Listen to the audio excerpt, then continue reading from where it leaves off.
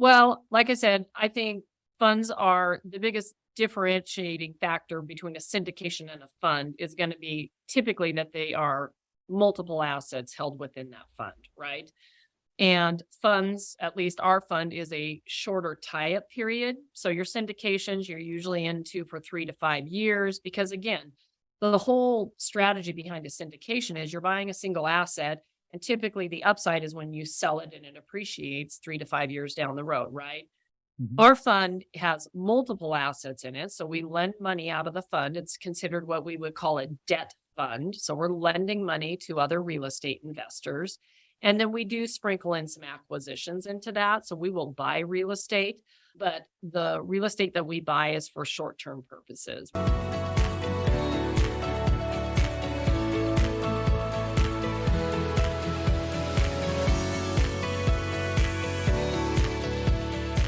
Hello, everyone, and welcome to the Journey to Multifamily Millions. I'm your host, founder, and CEO of Zana Investments, Tim Little. And on today's show, we have with us Heather Dreves. Heather is the Director of Funding at Secured Investment Corp and fund manager with one of the fastest growing companies in the private money marketplace in the U.S., focusing on residential real estate investments.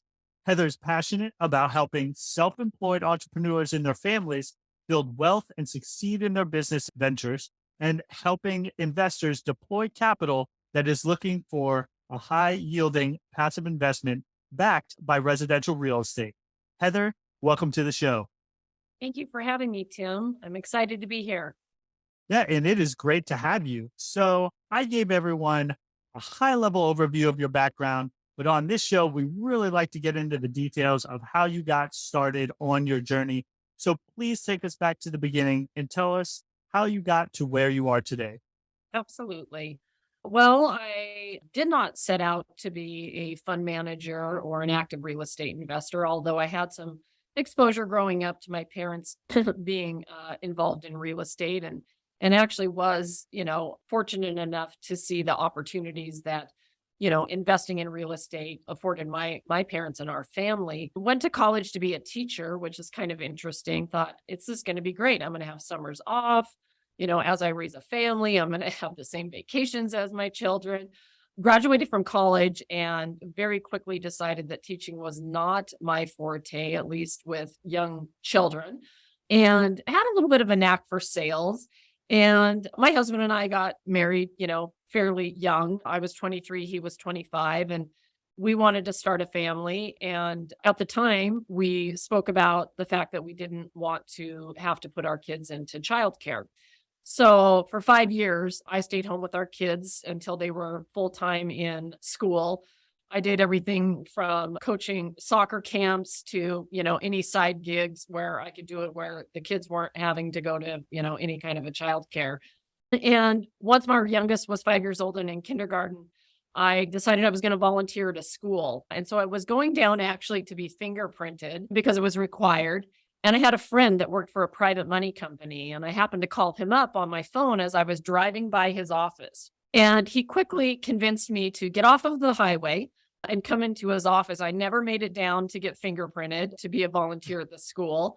And he hired me on the spot. I had zero idea what private money was. I was always taught from my parents that if you were going to buy a house, whether it was a primary residence or a rental, you went to your bank. And I was always taught that if you had money to invest, you went to your money manager or your financial advisor, and that's what everybody did. So when he exposed me to this world, I just was mind blown. It was like, okay, so you're telling me that if you have a good enough deal, there are people out there that are passively investing, looking to deploy their capital outside of your traditional things like mutual funds in the stock market. And they're willing to fund these deals, and you're not being put through the ringer with a bank to get a loan to buy this piece of real estate. And so I feel very blessed, that I had that opportunity and that exposure. And I started with everything as being a loan originator to an underwriter to servicing notes, helping families invest their dollars and start to create wealth for themselves, whether that meant they were looking for cash flow because they were retired or sold their business or their practices, or they were just starting to invest and wanted to diversify their portfolios. So fast forward the clock 18 years. And now I'm fortunate enough to be with Secured Investment Corp. I own rentals, I buy notes, I am able to help my family create generational wealth. And not only just my family, but I also feel really lucky that I get to work with some of the amazing families that I do. And these are people that instead of saving their whole careers and creating this nest egg and then just depleting it in their retired ages, they're able to put their money to work for them, and they have not changed their lifestyles. They're not depleting this nest egg that they've saved up forever. I work with a lot of dentists and doctors and military families and firefighters, and it's awesome. Like I can help people that are actively investing if that means they're out buying the real estate, and then I can also help with the people that are looking for an investment backed by real estate that just want a passive investment. They don't want to deal with tenants and toilets and contractors. So it's been a interesting path to where I am now, but I feel very fortunate and I have a passion for it. Yeah, that's awesome. I do want to rewind a little bit and cover some of the stuff you actually started out with. You talked about your parents being involved in real estate. Can you talk a little bit more about that and some of the lessons that you acquired just from, osmosis, just from seeing that? Yeah, my parents were more involved in land. My dad at the time, yeah, this is probably going to date me, but back in the mid 80s, he would buy land. And I remember driving to some of it on the top of a mountain. And I'm like, what on earth is he doing? And then all of a sudden he would sell it and he would buy something else. My dad was smart enough to, and my mom for that matter, buy a piece of land on a very popular lake here 50 years ago. He had this vision. He was in the military. He was a helicopter pilot in the Marine Corps. He was getting ready to be deployed to Vietnam. And so he had this vision that he wanted a lake place where when he came back from being deployed, Mm. where his family and friends could all gather and spend their weekends. And it's funny, he used to make tapes to my mom. And that's how they communicated when he was deployed. He would record these tapes. He still has them. And their best friends talk about it all the time. They're like, we would get these tapes from Bill, and it would say, hey, when I get back, we're going to spend all this time at the lake place. And to this day, he still has that lake place. And, over the years, it started as just a lot on the lake. Then they built a small log home and then they expanded it. But they were able to do that because he would buy real estate on the side. He would sell it. He would take the profit, improve the lake place. He'd buy another piece of real estate. And so they were more into the land side of things. And, we also had other extended family that had rentals, and I saw the opportunity there. So that's really, my exposure being younger. And, it has carried over. Like I said, my husband and I own rentals. We have fixed and flipped. We've had our kids in trashing out houses. They have a little side hustle. Our older son's a fireman. He's made an LLC. He's done some trash outs. Now he wants to be a home inspector. He's like, I have all this time off. There is big opportunity. And our kids now see that you're not going to get wealthy and have generational wealth just having a day job. You have to have side hustles going. Yeah, and I think that's really important and something I talk about all the time, which is just the exposure can make all the difference just to know what's within the realm of the possible, right? I mean, so many Right. of these things we don't know they're a thing until we do. And so that's why, like you, I always try to expose my girls to what I'm doing. If I have my triplex, I used to go over there and have them help me, do repairs on it. And it was really just explaining why we have this place and how does it work. People rent it from us, just so they understand the basics and hope they get at least a third of what I'm saying and it'll stick Right. with them so that in the future it'll make sense to them. No, that's great. And so it sounds like you had one of these moments in life where it was like, two paths, right? And somehow you got pulled onto this path in private money. Talk to me about I guess the connection between private money and what most of my listeners are familiar with, which is like the syndication world. How did those connect? Yeah. So back in the day, private money meant, and at that time we were lending against residential. There were a lot of people out there. And back 18 years ago, you could actually do owner occupied private money loans. So these were people that maybe just necessarily didn't qualify for a bank loan for a lot of different reasons. Some of the more common things were self-employed people, they had stated income. They didn't show on paper that they made enough to qualify for a traditional bank loan, but most of the time they had more income than they were showing. Or foreclosure bailouts, the guy that's at the ninth hour about to lose his house and looking for, a Hail Mary. So we did a lot of private lending, meaning people would come to us for those kinds of loans. And at that time, there weren't funds around. There weren't syndications. It was, okay, Tim, you need a loan for that property. I would be calling up, John Smith I knew had a self-directed IRA and he wanted to deploy it. So I would pretty much partner them, right? Tim needed to borrow money. John was looking to deploy capital. We would create a deal. The way that we would secure John's money is we would create a deed or a mortgage or a note against the property. So you're getting a first lien. John would get paid every month when Tim made his payments. And then when Tim paid him off, John would get his capital back plus any interest owed to him. And that's the way it was for a long time. I joke that I dialed for dollars. It was my job to sit in this office. My loan officers came to me. I got a deal. My underwriter underwrote it, put his seal of approval on it, and then I started shopping it. It was clunky at best. Tim's urgent to close on this transaction for whatever reason. John's trying to get his money in. And sometimes it wasn't just one investor. I mean, I used to sell fractional notes where I'd have 10 guys on a deal and I'm trying to coordinate them all to get their capital in so that I could get Tim's deal closed. 11 years ago, when I came to Secured Investment Corp, that was how we functioned. And like I said, it was frustrating for borrowers, especially your guys that were buying, distressed properties. These are guys that were mainly fixing and flipping. Time is of the essence. When you got a hot deal, you get that deal because you can close quick, right? So our borrowers or even our brokers for that matter are like, I need this closed yesterday, and you're dialing for dollars. And so we started exploring opening what we would call a 506c fund. That means that we had the intention to open this fund up.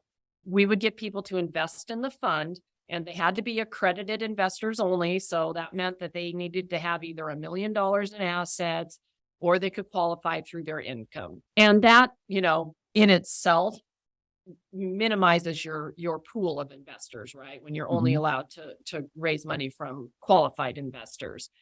So we did that and it was great because quite honestly, some of my clients didn't want to buy a note. They're like, I don't want to foreclose on Tim if he doesn't make his payments. I don't want the hassle of it. I know, that you're writing a loan with no more than 70% of the value.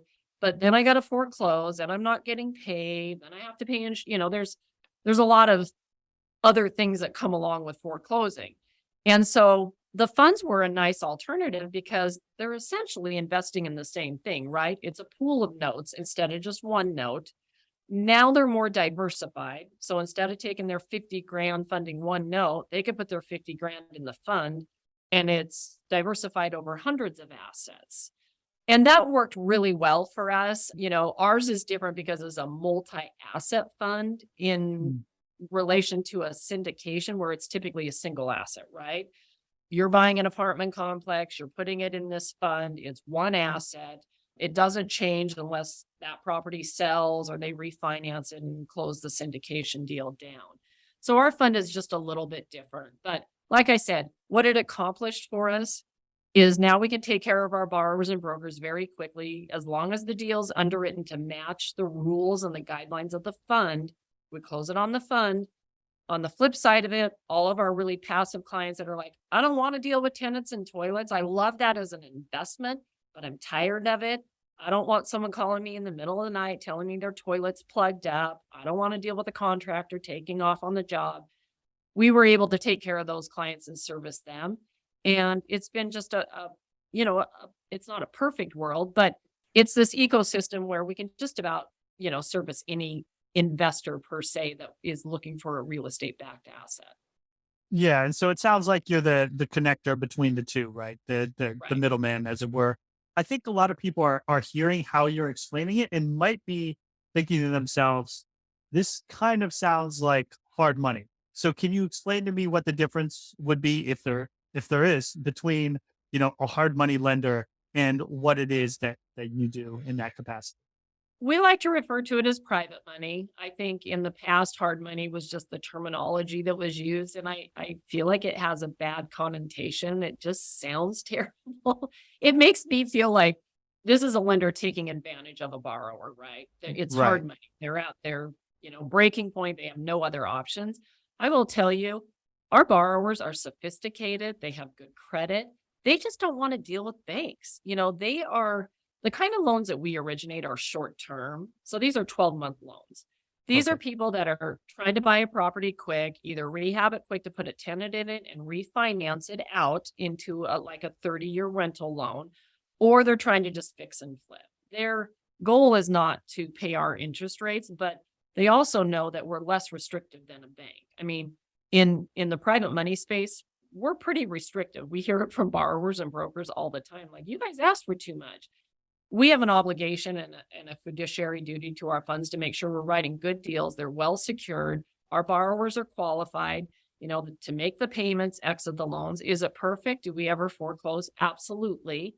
But we have this massive team behind us too to handle it. And so I just think that I don't I don't prefer the hard money term. We call it private money because it is private money. It's private individuals putting money in a fund, and it's private individuals borrowing money from us. We're not going to, ask for your firstborn child and a blood sample to loan you money, but we're going to make sure that the deal is well secured, that the property is the collateral's there, there's value there, we're in a first lien position, and then we're going to do our due diligence on a borrower and make sure that we're not lending money to someone that can't afford it and that is trying to do something maybe what we would consider shady. We get deals that come to us and people trying to borrow money on a house they don't even own, so we have a process in place. I mean, we have stories I could probably tell for days of things we've caught, but private money is private money. It's private people with capital that are trying to deploy it, and it's private individuals trying to borrow it.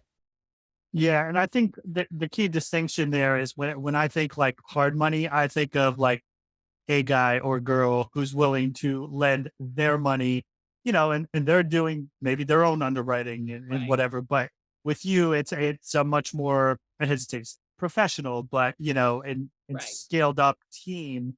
So you can put a lot more due diligence behind it to ensure, safety on both sides, it sounds like. Right. Yeah, and I hear horror stories every day from those type of people. I went to an REI club. I was trying to lend my own money out. I lent this guy money, promised to pay me 15%. First of all, if it sounds too good to be true, it probably is. And I tell people, don't chase rate. Do not chase rates. And, well, did you get a lien? Did you get a recorded deed? Well, I didn't think of doing that. Did you pull title? I had a guy last year, a very good client of mine who I'd worked with for years, call me and tell me that he lent money to somebody from some investment club he went to, never made sure that he got a recorded lien. And come to find out he was in like a fourth lien position. And so long story short, the guy quit paying him.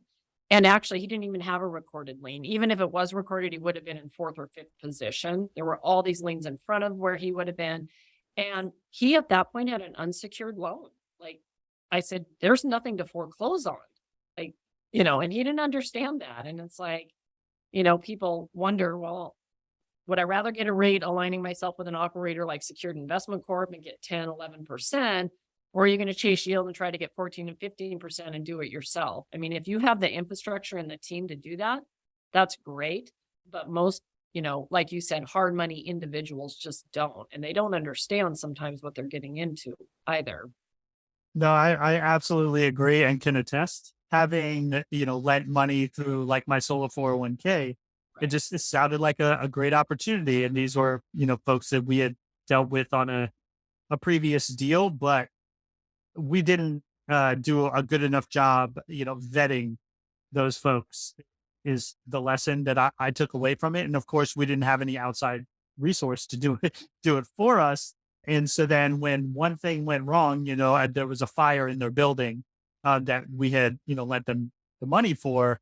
And then all of a sudden, they couldn't get reimbursed from insurance and they couldn't pay us. And it just turned into a thing. And then it's like, okay, do you want to spend this extra money on the lawyers to get back, this amount of money? And at a certain point, it just doesn't make sense. And so we just had to cut it and say, Oh, okay. Well, guess we're not getting anywhere with that one. But Yeah. Those are usually the mistakes you make once. right, exactly. And I haven't done it again since. All right. So you started talking a little bit about funds, but just so we can kind of set a baseline, because funds can get very wonky if we let it. Let's do the, I'd say, fifth grade level on what funds are and how they kind of fit into what you do. Sure. Well, like I said, I think funds are the biggest differentiating factor between a syndication and a fund is going to be typically that they are multiple assets held within that fund, right? And funds, at least our fund, is a shorter tie-up period. So your syndications, you're usually into for 3 to 5 years because again, the whole strategy behind a syndication is you're buying a single asset and typically the upside is when you sell it and it appreciates 3 to 5 years down the road, right? Mhm. Our fund has multiple assets in it. So we lend money out of the fund. It's considered what we would call a debt fund. So we're lending money to other real estate investors. And then we do sprinkle in some acquisitions into that. So we will buy real estate, but the real estate that we buy is for short term purposes. We're buying it to buy and sell or buy, put a tenant in and sell it. So I think that's probably the most common thing that's the most different between the two is the single asset versus the multiple asset and then the tie-up period. Our tie-up period's 12 months. So clients that want somewhere to park, capital short term, and it may not be that they want to access it, quickly. They just want to know that if something goes awry, they can get their money out quickly. They like our type of fund where you're people that are looking for long term and maybe higher yields, they're going to gravitate towards the syndication. The other big advantage to our fund is we have the ability to reinvest your earnings. So with a syndication, you might get paid what they call a preferred rate, right? So you're going to get some payments, along the way. You're not going to see your 18 to 20%, but a lot of times you'll get paid what, maybe 8 to 9. So you get these earnings paid out, sometimes on a quarterly or a monthly basis. A lot of people that use self-directed IRAs are a little bit challenged with that because that money goes back to their IRA. Now they got to find a home for it, right? So they've got these earnings, which are great. That's the whole point. You want to get paid, but you also want to keep that capital working. We have the ability in our fund to actually reinvest your earnings. So we get a lot of people with these self-directed IRAs, solo 401k plans that are like, I love this because I don't necessarily need the cash flow at this point in my life, but I want my money always deployed. So that's Mhm. another big difference between ours and maybe a syndication. And there may be syndications that do that out there. I'm not aware of any right now. That is another upside to it. Now, the benefit to a syndication, you're probably going to get some tax benefits, right? You could do a 1031 exchange sometimes into a syndication. We don't offer that. It doesn't mean that we don't do syndications. We do them from time to time. But our funds, our general funds that are evergreen and open all the time, there's no end date to them and you can put capital into them whenever you want. They don't have the benefits of a 1031 or really any tax benefit, tax deductions per se, unless you're using your self-directed accounts. But those would be the biggest ones that stick out to me that I hear a lot of feedback from clients about. Yeah, and that's interesting. So, okay, you said there's multiple assets in these funds. So, just curious, if I'm, looking at it, can I see what assets are in there, and just so I have an idea of what my money is going towards? So, Yeah. um, you, So we report on a quarterly basis on our funds, and we have two funds. We have one, like I said, that's for accredited investors, but we're pretty unique. We actually have a fund, it's a Regulation A fund, and actually unaccredited investors can invest into it. So that's pretty exciting. That's not very common out in the real estate fund world or syndication world for that matter. Both of the funds are managed and the assets in those funds are the same. And we report on a quarterly basis. So you will know if you're invested in the fund, how many loans that were originated in that quarter, how many houses that were bought. And we get pretty detailed with those reports. We'll give you addresses of houses. The properties that we buy are in our local market. We don't do that nationwide, but we do lend nationwide. So you would have vision into that on a quarterly basis. You're not going to be able to log into your account and see it every single day change. We do have a platform so people have, transparency into their accounts, especially if they're reinvesting. They like to see that because they're not giving the money, they're not seeing it deposited into their IRA, but they can watch that equity grow and now they're creating that compounding effect. So quarterly reports are standard. So that's where their transparency into the assets come. And then they always, like I said, can log into their accounts. They're not going to see a lot change because one of them pays out quarterly, the other does pay out monthly. So it depends on which fund that they're into as far as, how quickly they can see their equity increasing and growing.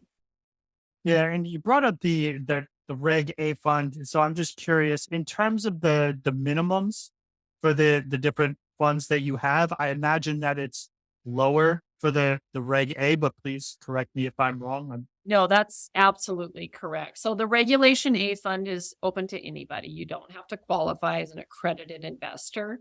That fund has a $1,000 minimum investment. So it's really awesome for those small dollar balance accounts. I get people call all the time. Hey, I think I got an old 401k. I don't think I ever did anything with, but don't worry, it's only got like 10 grand in it. Like, have you looked at it lately? It's still $10,000. You should be watching that. That fund is great for that. Or, the young adults that aren't quite accredited yet, or even I've had some clients that are accredited and they have senior citizen parents and they're like, hey, I don't want to deplete their whole nest egg, but they need some cash flow. They're living in assisted living, but they're not accredited. So that fund has been great for that. The accredited fund is a $50,000 minimum investment.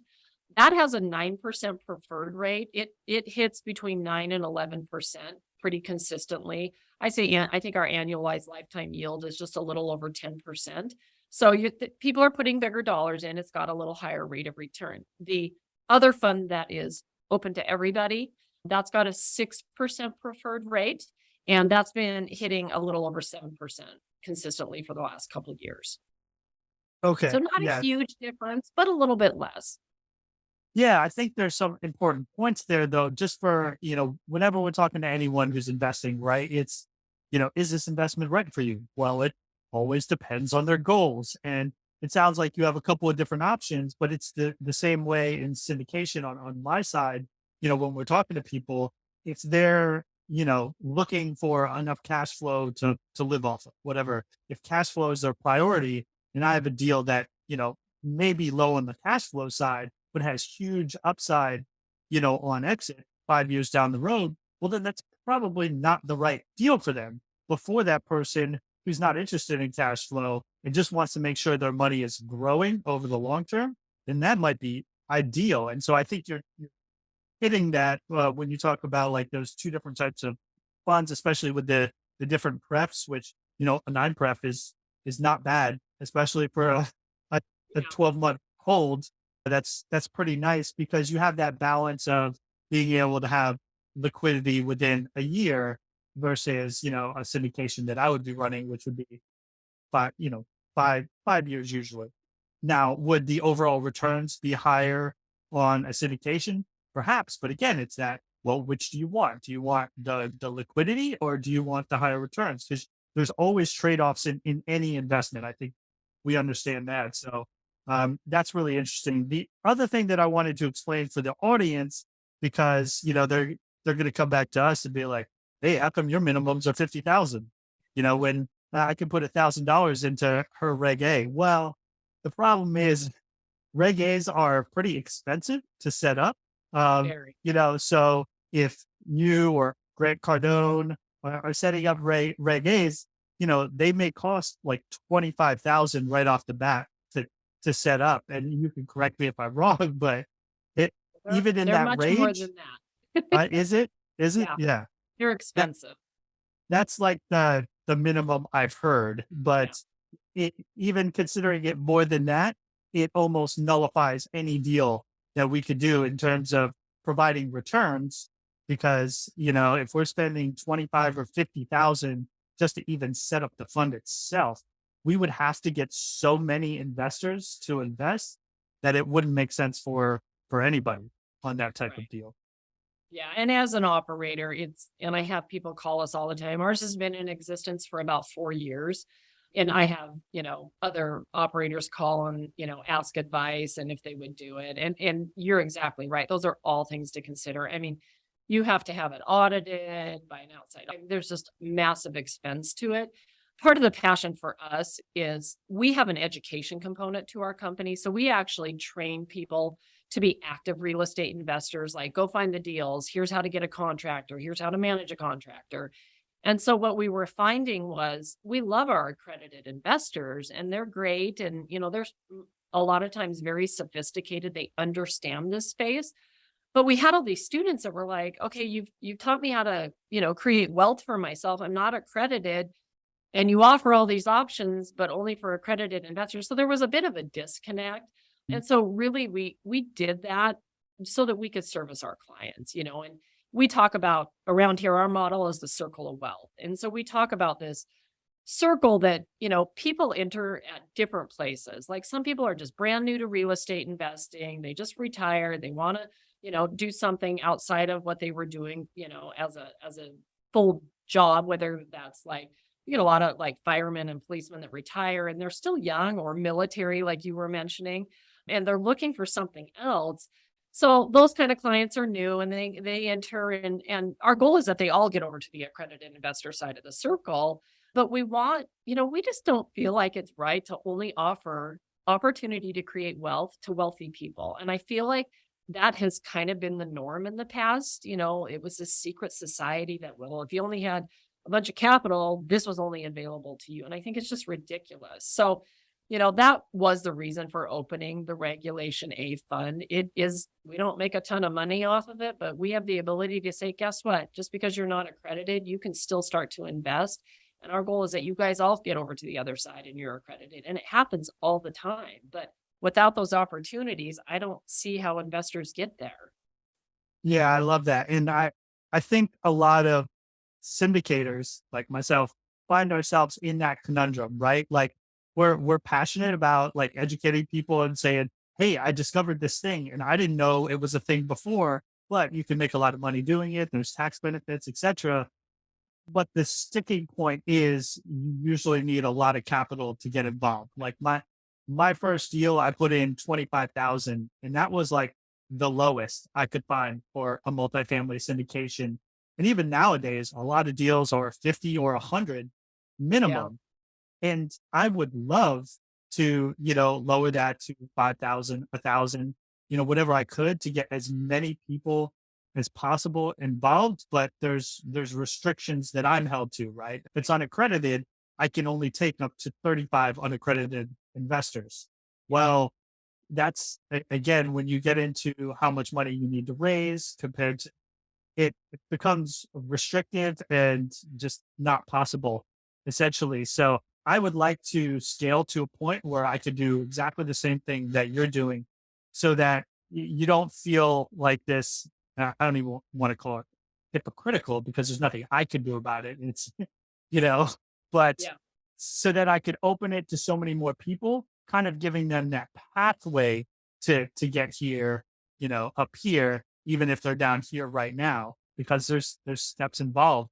And if they can't even get on the escalator, then how are they ever going to get there?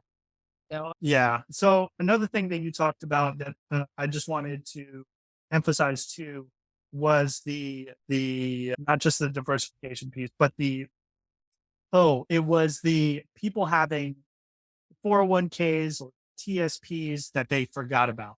And this is a point that I'm constantly trying to hit because I was in that situation, but I know there's like tons of people that are in this situation. They don't think they have any money to invest. And then they're like, oh, well, yeah, I mean, I got that thing from that job 5 years ago, but I haven't looked at it in a year or two. And it's like, well, that money's just sitting there then. And they don't realize that there's things that they can do to get more control over that money. Because when they were with company A, they were allowed to invest in fund A, B, C, or D, whatever the company allowed them to invest in. But you can break free of those shackles by putting it into a self-directed IRA. And this is, again, another thing that a lot of people just don't even know exists until someone tells them. And then they can invest it in, I won't say anything they want, but they have a lot more freedom to invest Right. it in things. Yeah. I would tell you probably 80% of our investors use some kind of a self-directed IRA or, like you said, 401k or the other plans. And they just don't know. I think Mm. more people are familiar with it these days because there's so many webinars and podcasts and people are talking about it. I honestly have been dealing with clients for 18 years with self-directed IRAs. I had no idea they were out there. And I Mm. think my first client came to me, he's like, I'm going to fund that note, but it's out of my self-directed IRA with equity trust. I'm like, what on earth is that? I didn't know. And I think it's more common now, again, because of social media and Yep. webinars and access to education about it. But they're so powerful. Like our son is 25, just got his first full-time fireman's job a year ago. I'm like, go open a Roth IRA. Go open a Roth right now with Quest, and you're going to start to deploy it. Well, I only have, $5,000. Perfect. Put it in the fund. People just, once you sit down, especially younger generation. I mean, if you're older, sometimes you don't even have the ability to go open one.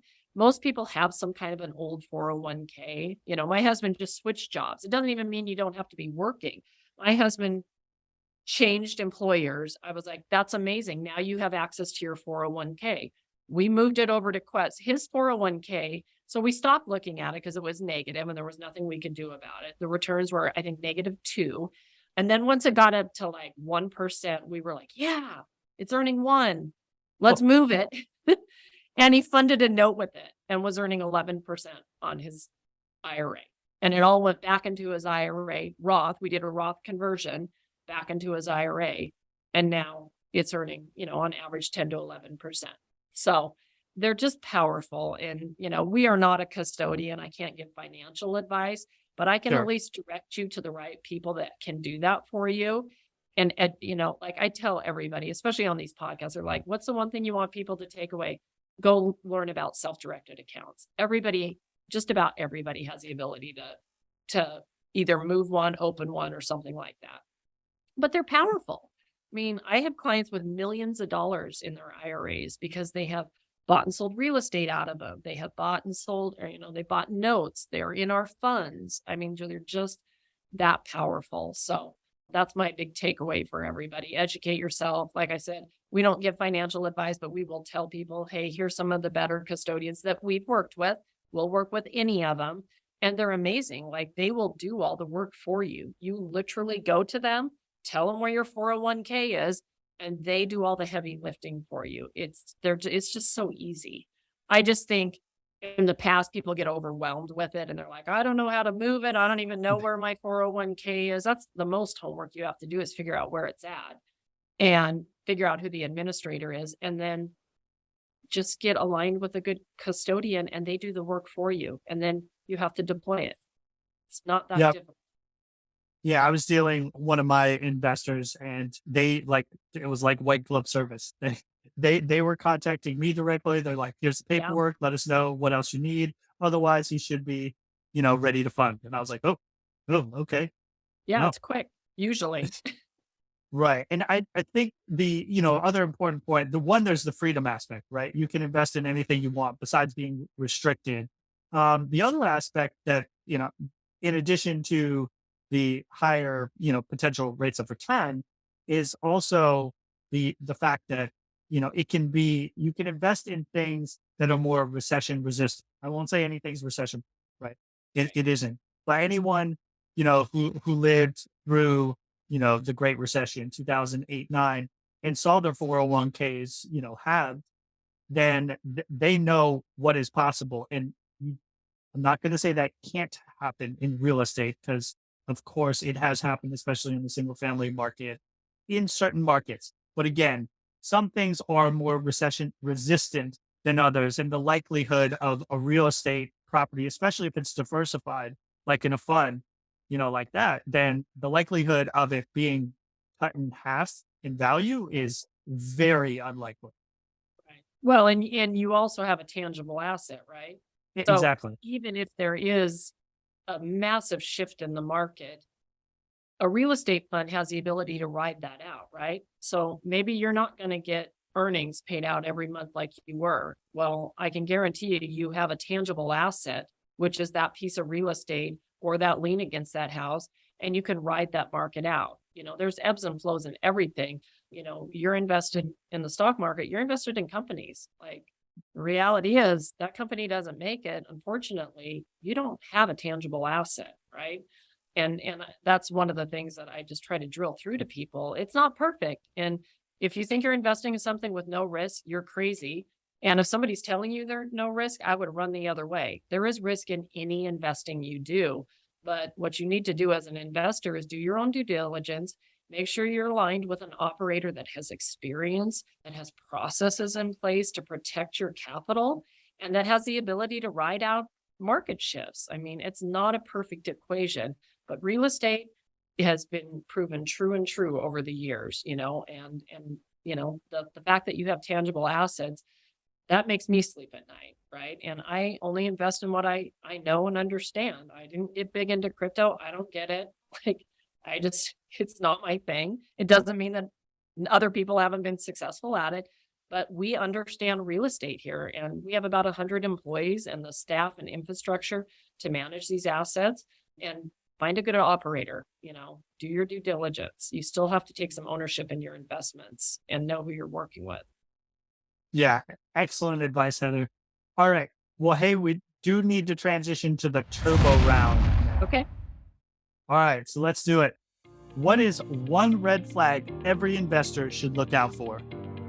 So, kind of dovetailing off what I was just mentioning, this is something that's came up pretty commonly. Clients of mine that didn't do due diligence and look for red flags.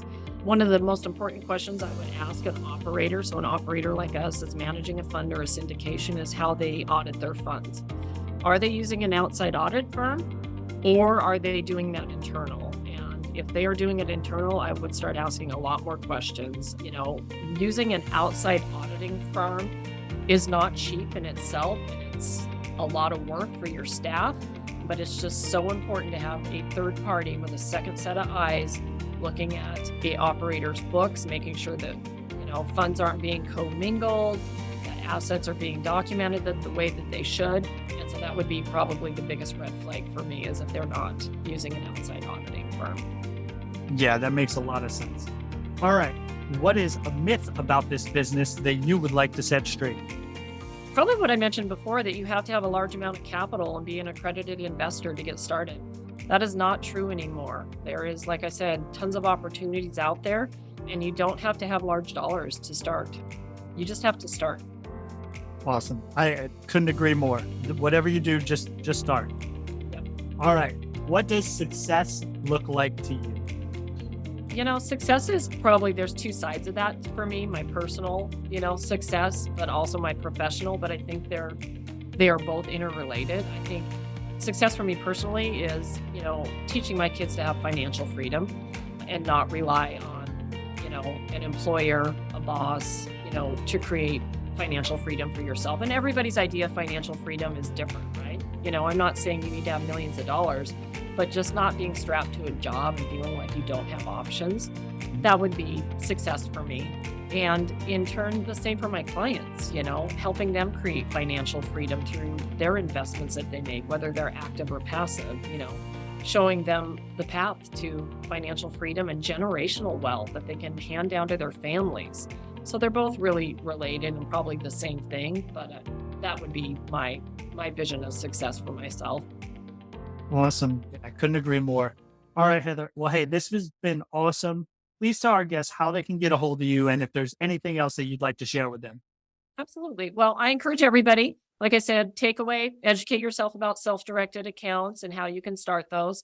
And I would love to talk with anybody that was interested in, learning more about our company or needs a little advice on who to go see for a self-directed account. They can always get a hold of me through our website at securedinvestmentcorp.com. We've got a lot of information on there about our funds. If you just want to do your own research and kind of, learn a little bit more about that, you can do that there. You can also schedule an appointment with myself through our website. So again, that website is securedinvestmentcorp.com. And I just really encourage people to educate themselves and do their own due diligence. Awesome. Well, we will have all of that in the show notes. I appreciate you coming on, Heather, and I definitely look forward to seeing you do big things on your journey to multifamily millions. Yeah, you as well. Thank you so much for your time today. It was great. Thank you.